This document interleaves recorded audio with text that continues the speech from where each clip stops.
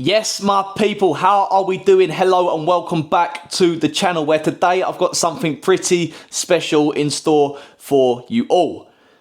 Today we're going to be talking about extreme diets, more specifically the vegan diet against the carnivore diet. Now, as a nutritionist and a health coach who has personally worked with an individual who followed a vegan diet and an individual who followed the carnivore diet, both were adamant that that was the approach that they wanted to take, both for ethical, political, personal reasons.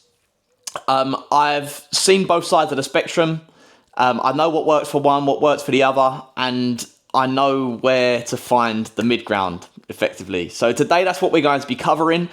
Just to let you know, my name is Sam Gerlin. If you're new here, I'm the founder of Gerlin Nutrition. I'm a fully qualified nutritionist and I'm a health and fitness coach. Okay, so today that's exactly what we're going to be talking about: nutrition, extreme diets, and where you should sort of find yourself in that spectrum of carnivore to veganism. Now, I do think it is a spectrum because they are pretty opposing, and a lot of the time, the opposition comes from a place of politics and ethics as opposed to genuine nutrition. So I'm here to try and cut through that noise, focus on the facts, focus on the nutrition, and provide you a comprehensive sort of lowdown on exactly where you should find yourself in that spectrum.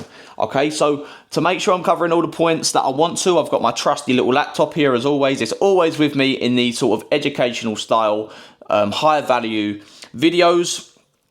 So we're going to kick things off by explaining exactly what the vegan diet is and what the carnivore diet is, just in case you don't already know. To put it simply, vegan is the elimination of all animal products. That includes things like eggs, that includes dairy, that includes even things like honey.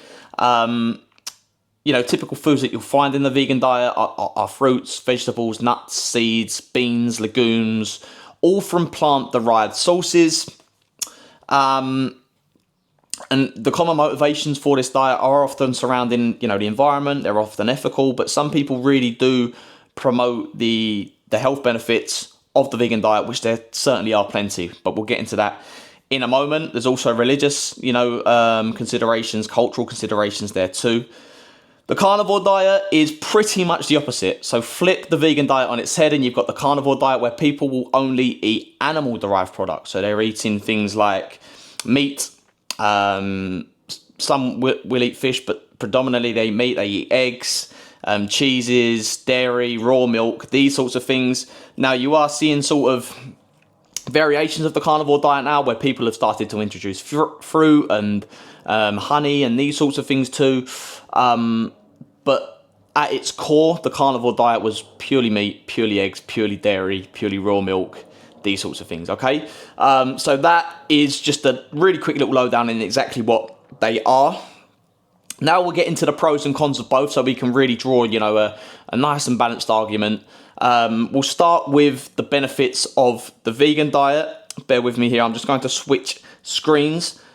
The first of those being the fact that it is nice and high in fiber, okay? So it supports our gut health, our digestion, blood sugar control.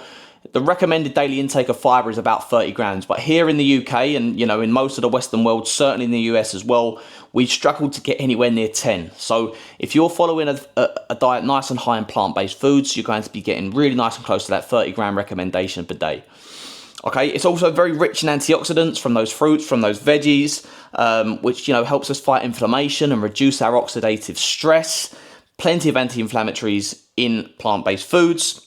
It's lower in saturated fat, which for some people with concerns around cholesterol can be something to lean into. I personally don't get on board with this whole demonization of saturated fats.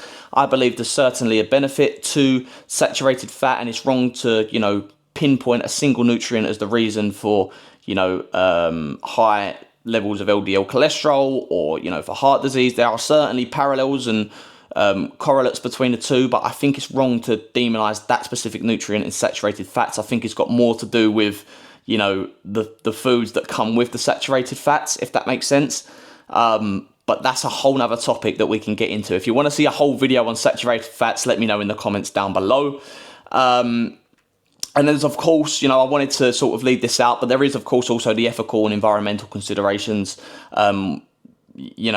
vegan diets are typically more sustainable and cruelty free. So that is something that we do have to consider, and that for someone who is particularly driven by that can enhance motivation and long-term adherence to such diet. And we all know that consistency and enjoyability are the key facets to a healthy outcome in the long run. Okay, so we'll move on now to the pros of the carnivore diet to give that nice and balanced argument, starting with the high complete protein intake. Okay, so animal proteins contain all essential amino acids, especially if you're eating them in varying combinations, which are crucial for our muscle maintenance, of course, our recovery, our metabolic health and function as well.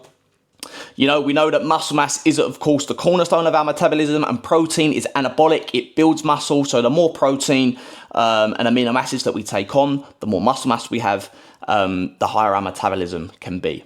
Okay. Next point is that it's naturally lower in sugar and refined carbohydrates. Okay, so this may help stabilize blood sugars and reduce cravings, especially for those of us with insulin resistance. So that can be an important facet to consider. It also eliminates a lot of inflammatory foods for some people. So I'm referring specifically to food intolerance, such as if you're particularly gluten sensitive, or you've got celiac disease, or you're trying to reduce FODMAPs in your diet. Certain lectins or seed oils, then the carnivore diet can be beneficial in that sense. It's also higher in certain bioavailable nutrients. This can also be said for the vegan diet as well, but people often talk about things like iron, zinc, and B12 being particularly high in animal-based sources of food, and certainly more bioavailable and more easily absorbed than in plant-based foods. And it also just reduces decision fatigue, the carnivore diet. You've not got a lot to choose from. You've got your meat, your eggs, your cheese, your dairy, your raw milk, maybe a little bit of honey. It can really simplify things, which is what some people like. Okay, now moving on to the cons, starting again with the vegan diet. We'll look specifically at some nutrients in this sense. So specific nutrients that tend to be deficient in both. The first one being B12 in the vegan diet. It's not found naturally in plant-based foods, and deficiency can cause fatigue and certain neurological issues. So that's something to consider. A very big one is iron. Non-heme iron is a lot less bioavailable, as I've just mentioned, than in animal-based foods. So that's something to consider. Zinc, it contains phytates, which reduce the absorption. Plant-based foods contain phytates which reduce the absorption of zinc rather, so that's something to consider too. Calcium is typically lower in a plant-based diet as well. Iodine is another one. What else have we got here? Omega-3, so ALA omega-3s, which are the omegas that we get from plant-based foods, are poorly converted to EPA and DHA, or not very efficiently anyway. So that's another thing to consider. It's hard to get as many quality omega-3s on. And then, of course, you're looking at protein quality as well. This is a big one with the vegan diet, and where a lot of people tend to struggle. We really need to make sure that we're dialing in, which sort of proteins we're taking on to make sure that we're getting all of those 9 essential amino acids. Okay, so getting on different profiles of plant-based proteins is super, super important.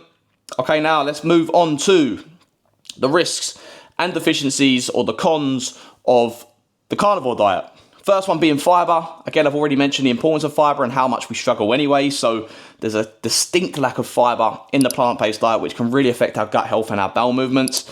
Okay, vitamin C, very low in meat. You're not going to get a lot of vitamin C in animal-based foods, so that can result in severe deficiency. Hence why a lot of carnivore dieters have turned to fruits to overcome any sort of deficiency in vitamin C, which we know can lead to things like scurvy in extreme cases. So, magnesium and potassium found in higher quantities in things like fruits, in our vegetables. And we all know that magnesium and potassium are really important electrolytes. So if you are indeed an athlete, for things like muscle contraction and hydration, it can be super important there. So a lack of that can, cause some serious issues. We're also looking at things like those phytonutrients and those polyphenols, which are abundant in plant-based foods and you won't find necessarily in animal products. You're missing out on loads of, potential immunity boosting, plant-based chemicals, which can really support our immunity and reduce our risk of disease. And then we've also, again, I'm a little bit skeptical, a little bit reluctant to say this, but there are long-term cardiovascular health consequences that we do need to consider. There are still links between a higher red meat, a higher saturated fat consumption in the research literature that indicates that in the long run, it can lead to cardiovascular disease. I'm, again, reluctant to really draw conclusions from that because I think it's probably got more to do with, the whole diet of people who tend to eat more red meat, because we know that people who tend to eat more red meat is correlated with people who tend to eat more fast food, more trans-saturated fats, these sorts of things, and just fast foods in general. So it's hard to draw those exact correlations, but it is something that is worth mentioning for sure. Okay, quickly before we move on and we draw any conclusions, I want to touch quickly on some supplementation that you might implement yourself. As I say, I've worked with a carnivore and a veganer before, official terms there. So I had to sort of come up with a supplementation plan to make sure that they was meeting all of their nutritional needs. I've already rallied off a lot of them. So in fact, what I'll do, I'll put a document on screen so you can see the exact dosages, because it's going to be a long old video if I'm running through every single supplement and in what dose you should be taking them and what they do and what the purpose is and whatever else. So I'll put a visual on screen so that you can see exactly what I'm talking about. But for the vegan diet, the key supplements to consider are, as I've mentioned, B12. You're also going to want to look at a vitamin D3 supplement, an omega-3 supplement, an iron supplement, a calcium supplement, a zinc supplement, and an iodine supplement. Again, pause, screenshot, do what you got to do. It will be on screen, or it would have been on screen at least. So that is if you are planning on following a vegan-based diet. And for the carnivores amongst you, or for the carnivore considerers, again, another official term there, you're going to want to be looking at vitamin C, magnesium, potassium. If you're not seasoning your food, potentially sodium. Fiber, of course, you might be looking at something like a psyllium husk supplement. So that's something to consider. And potentially also a probiotic. So again, I'll leave that on screen so you can take your screenshots, take it away with you, so that you're making sure you're hitting all your nutrient needs despite sitting on the extreme ends of this spectrum. Now, let's draw some conclusions and wrap this one up, okay? Where do I sit? Now, for the longest time, I always struggled with these sort of, diet trends that we see online. Of course, we've got vegan, carnivore. We've also got low carb, low fat. That debate. We've got intermittent fasters. If you want to see that video, it will be one of my previous videos, and I'll leave it as a link in the description down below. Everything intermittent fasting against, hardcore 3, 5, 6 meal a dayers, again, another official term there.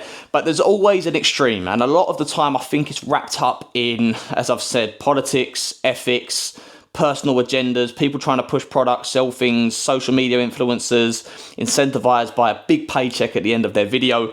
So I always just look at those extremes.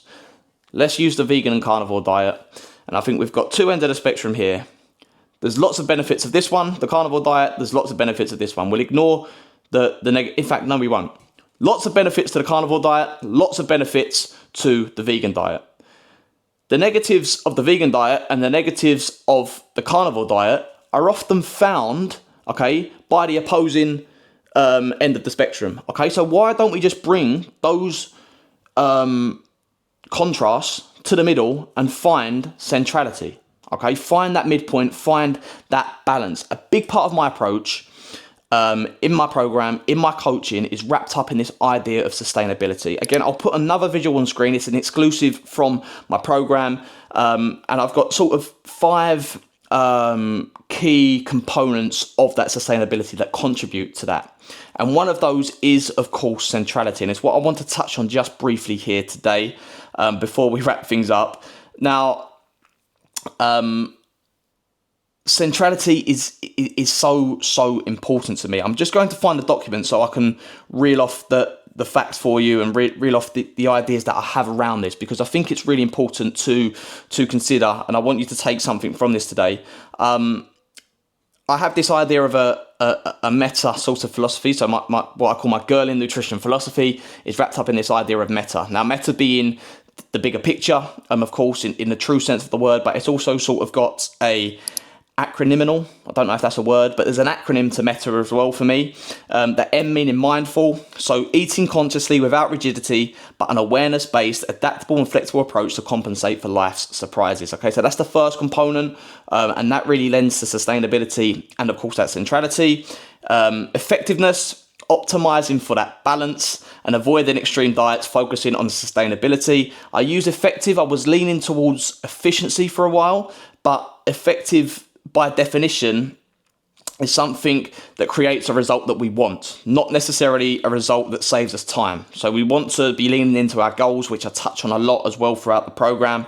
It also needs to be targeted, the T in META, so making sure that it's from whole food sources. Nutrition, that's another component of the sustainability, another sort of contributing factor that you would have seen on screen earlier.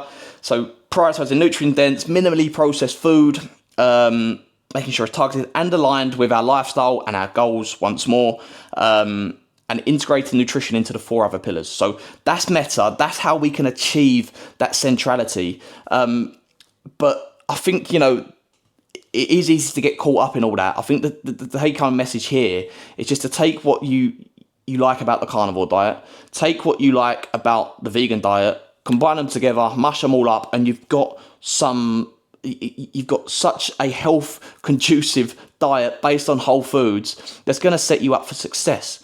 What I want you to do is put the politics aside, put the ethics aside, put the hype on social media aside, and think critically about what is going to be right for you, for your health. Because, I'm always saying this, without your health, you've literally got nothing. So why are you sacrificing an agenda, a movement for, your own health? You can't show up for everyone else and be the best version of yourself without your health. There are certainly ways to do the vegan diet. There are certainly ways to do the carnivore diet. We can make it as healthy as possible, but we can also be, ethical, kind to the environment, to those around us, by incorporating 2 different aspects. If you see, this is where I'm getting into politics a little bit. I am. So bear with me here. But if you're a vegan, only buy your animal-based plant source if the environment is an issue for you from locally produced sources of meat. That's just a solution that I'd suggest. Grill me in the comments if you think I'm wrong. Tell me where I'm missing the point here. But that's just my take. So, I'm open to criticism. I'm open to, a little bit of a grilling, but there's my take. Same for the carnivore diet. What if you're so adamant on only eating meat? Maybe you should think to yourself, is it, the plant-based foods that are full of, beneficial anti-inflammatory nutrients, or is it, the abundance of carbohydrates or processed carbohydrates and ultra-processed foods that I've been eating alongside the plant-based foods? Why not just cut those out and eat both? Eat the meat and the plants. Eat the plants and the meat. Come on. Maybe I'm missing something. I don't know. But anyway, let's wrap this one up, because you can see how this can go down rabbit holes, and you can see why it is indeed a big debate, a big topic of contention online. I hope you've enjoyed this one. Again, I appreciate it was a little bit waffly at points. There are, as I say, some deep holes that we can go down with this, but I won't go into it for too much longer. I'll leave you with just a few action steps that you can consider taking. The first one being, get clear on your why, establish your goals. This is something that I do with all of my clients on the program. Before we do anything, we're establishing goals, we're establishing a roadmap, a blueprint to follow, a purposeful, meaningful sort of goal to chase, and that can help you get clear on, what sort of diet you want to follow. You can, of course, use a professional like myself to lean on and guide you throughout the process. That's what people like me are here for. It doesn't have to be me. It can be someone else that but draw on, the professional sort of conclusion. Don't take what you see on social media as fact. Try to get a rounded, critical sort of conclusion before you dive into anything. Another way you can do it is to run blood tests regularly. If you are indeed following the vegan, or you are indeed following the carnivore diet, make sure you're getting your bloods done, seeing what you're deficient in, seeing how you can supplement accordingly. which is of course my next point. Supplement with intent and don't just assume. So whilst those supplements I mentioned can indeed help, run those blood tests, get yourself informed, make sure you're doing this properly. Your health is so important. I mean that. Okay, and then stay open-minded and adaptable. Try to adopt that flexibility. Don't get too caught up in the politics and the ethics of this. Your health is the most important thing. How are you supposed to show up for other people if your health isn't put first? You need to fill your own glass before you can fill anybody else's, okay? But that is the end of this video. I thank you so much for watching. Again, grill me in the comments down below. Let me know where I'm going wrong. Let me know what I'm not seeing. But, you know, that's my take on the whole extreme diet, vegan versus carnivore topic. Okay, I thank you so much for watching once more. I really do appreciate it. If you'd like to learn a little bit more about the strategies and the frameworks that I use with my clients to help them come to that centrality, that sustainable approach that I truly believe is, or I've seen, I know, I don't just believe it, I know it. I know it's conducive to successful outcomes, then there will be a link in the description down below that you can check out. There's no pressure to do so, but you can learn a little bit more about my systems, my strategies as a coach, about my program. So please do go check that out if it's something you are indeed interested in. But yeah, please hit that like button, comment anything that you want to know, anything else you want to see, grill me once more, and hit that subscribe button because I'm coming every week with free YouTube videos, providing the value. Thank you once more for watching. If you made it to this point in the video, you're an absolute legend. I'll see you all in the next one in a bit.